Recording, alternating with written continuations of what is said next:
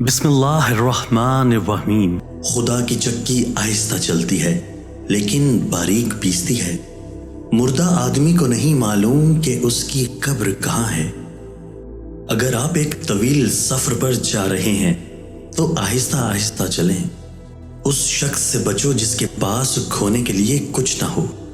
شروع میں 1 انچ کی غلطی آخر میں 1000 میل ہو سکتی ہے۔ جب آپ پیاس سے مر رہے ہوں تو اس وقت کنواں کھودنے میں بہت دیر ہو چکی ہوتی ہے۔ عورت اور شیشہ ہمیشہ خطرے میں رہتے ہیں۔ اگر آپ خدمت نہیں کر سکتے تو آپ حکمرانی بھی نہیں کر سکتے۔